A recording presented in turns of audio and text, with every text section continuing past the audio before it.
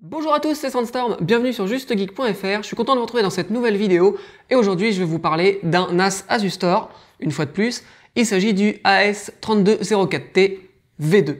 Allez comme d'hab, générique et on attaque.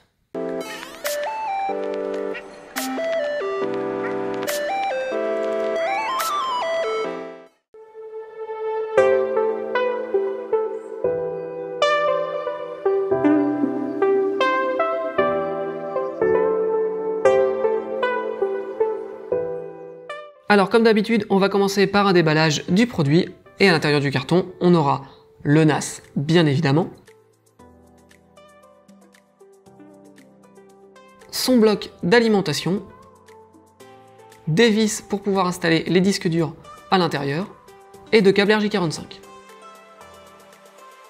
On aura également un CD avec notamment le logiciel Asus Store si on souhaite l'utiliser pour localiser le NAS sur le réseau et puis un petit manuel de mise en route. Alors au niveau de ses caractéristiques, ce NAS embarque un processeur Intel quad-core et 2 Go de RAM en DDR3. Il est doté du design diamant comme Asus Store l'appelle. Alors personnellement, c'est un design que j'aime pas trop, je trouve pas spécialement dégueu, mais je préfère les NAS un peu plus haut de gamme où on a directement les tiroirs à disques durs en façade.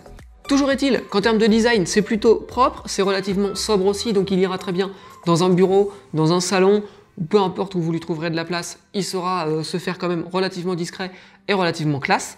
Alors sur la face avant, on a un port USB 3 et sur la face arrière, on va avoir deux ports USB 3, un port HDMI pour le brancher sur la télé et deux ports Ethernet RJ45 Gigabit. Alors, la S3204T V2 permet une installation des disques sans outils. En effet, les vis situées à l'arrière du NAS peuvent être enlevées et remises à la main. Une fois le capot retiré, on va pouvoir venir insérer nos disques dans les baies et venir les visser à l'aide des vis fournies. Et là encore, ça se fait à la main sans outils. Merci Asus Store. Alors, étant donné qu'il possède deux ports Ethernet Gigabit, on va pouvoir venir faire de l'agrégation de liens, donc pour utiliser nos deux ports pour faire une seule liaison à 2 Go au lieu d'1 Go. Le NAS possède 4 baies, donc là on va pouvoir faire du RAID 0, du RAID 1, du RAID 5, du JBOD si on veut, et on va pouvoir aller jusqu'à 12 Tera par baie, soit 48 Tera au total, ce qui nous laisse un petit peu de place quand même pour stocker ces fichiers. Enfin, au niveau de ses caractéristiques, il embarque un moteur de chiffrement matériel AES-NI, donc pour nous permettre de chiffrer tout simplement nos données. Alors au niveau de sa consommation de courant, Asus annonce en hibernation 11,5 watts et en utilisation 37,6 watts, ce qui est dans la moyenne et c'est relativement similaire aux autres NAS de la marque à quelques dizaines de watts près. Bon, ensuite au niveau du système, on va avoir ADM dans sa version 3, donc la dernière version. On va être plutôt bien, on aura toutes les fonctions classiques, on va avoir les fonctions de backup, les fonctions de partage de fichiers, on va pouvoir faire du serveur web, on va pouvoir gérer ses caméras IP, on va pouvoir partager toutes ces données comme on a envie, accéder à ces données à distance, enfin voilà, on va vraiment avoir toutes les fonctionnalités d'ADM et des NAS Asus Store. Autre point intéressant, ce NAS est équipé de la technologie Hyper Transcoding d'Asus Store, qui est une technologie qui permet de faire du transcodage à la volée pour lire ses vidéos, et donc on n'a pas besoin de se prendre la tête, ça s'adaptera automatiquement et c'est plus rapide que les systèmes utilisés traditionnellement. Comme d'hab chez Asus Store, on aura une garantie de 3 ans pour ce modèle. Bon, l'avantage de ce NAS, c'est qu'il a aussi une prise HDMI, donc on va pouvoir le brancher sur la télé, et ça je trouve que c'est un réel plus. Grâce à Asus Store Portal, on va pouvoir naviguer sur internet, on va pouvoir accéder à pas mal d'applications directement sur la télé, et ça c'est cool. Bon, je l'ai testé un petit peu pour voir ce qu'il valait, alors j'ai fait comme d'habitude, je l'ai confronté à mon 6204T, j'ai pris mes deux disques durs Western Digital RAID 4 Tera, je les ai mis en RAID 0 et en RAID 1 et j'ai comparé un petit peu et on arrive vraiment à des performances équivalentes. Je suis monté à 110 MO secondes en pointe et à du, je crois, 17-18 watts avec deux disques durs lors de la copie et l'écriture de fichiers, ce qui est plutôt raisonnable en termes de conso. 110 MO, ça reste plutôt correct et c'est de toute façon les vitesses que j'atteins toujours à peu près avec les NAS Asus Store avec ces deux disques.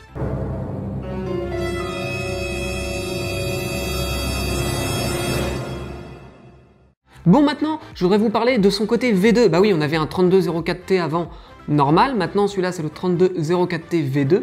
Qu'est-ce qu'elle apporte en plus cette V2? Bon, et bien finalement c'est une évolution mineure. On va pas avoir beaucoup de différence par rapport au premier modèle. On va être sur le même processeur Intel quad-core avec la même fréquence de fonctionnement, la même quantité de RAM, la même génération de RAM, etc. On va avoir deux ports Ethernet Bon, ça c'est cool. L'ancien modèle en avait qu'un, là du coup on pourra faire de l'agrégat, ce qu'on ne pouvait pas faire avec l'ancien. Et puis surtout, on va avoir une foulitude de disques durs 3.5 qui vont être supportés, et bien plus que l'ancien modèle. Bon, pour aller plus loin dans ce point, je vais reprendre un petit peu mes notes parce que j'ai pas tout en tête, mais en gros, l'ancienne version supportait 262 modèles de disques durs 3.5, si je me trompe pas, et celle-ci en supporte 285. Alors entre nous, je pense que dans les 262 modèles supportés par la première version, il y a largement de quoi trouver son bonheur, et finalement, je me dis, est-ce qu'on a besoin de autant de supports? Voilà. Est-ce que ça vaut le coup de changer pour ça? Non. Maintenant, je vais aller plus loin. L'ancienne version a été diminuée de tarif vu que celui-ci est sorti, et l'ancienne version, on la trouve sur le net. Alors j'ai regardé les tarifs sur la même boutique, c'est-à-dire LDLC pour être totalement transparent. Chez LDLC, l'ancienne version est à 369 €, tandis que celui-ci est à 449 €. On a donc 80 € d'écart. Alors est-ce que ça vaut le coup de mettre 80 € de plus juste pour avoir 20 modèles de disques durs en plus, qu'on va peut-être pas forcément être concerné, et franchement il y avait déjà du choix avant, et 80 € de plus pour avoir juste un agrégat possible sur le réseau, c'est pas obligé de s'en servir, voilà. Et donc je me dis, est-ce que vraiment ça vaut le coup? C'est à vous de voir en fonction de votre budget. Moi personnellement, demain si je devais acheter un NAS, je prendrais un Asus Store, et est-ce que j'irais sur ce modèle-là par rapport à l'autre? Bah non, je pense que j'irais plutôt dépenser 80 € de moins pour la version précédente qui embarque les mêmes fonctionnalités, qui aura la même puissance, qui aura vraiment les mêmes, quasiment les mêmes composants. La seule chose qui change, c'est le nombre de modèles de disques durs supportés et le deuxième port Ethernet. Et là, franchement, Asus Store, ouais, il y a quand même je pense un petit raté. Et ce sera ma critique sur ce NAS, c'est pas sur ses performances, c'est pas sur son utilisation, c'est vraiment sur son tarif par rapport à l'ancienne gamme. Il y a très peu de différence. Honnêtement, je suis pas sûr que ça vaille le coup. Encore, on aurait un petit peu de perf en plus, voilà. Mais là, honnêtement, je suis pas sûr. Bon, et bien voilà, j'espère que vous avez apprécié cette vidéo. Si vous avez des questions, n'hésitez pas à les poser en commentaire. Moi, j'y réponds dès que j'en ai l'occasion. Et sur ce, je vous dis à bientôt pour une prochaine vidéo. Allez, ciao!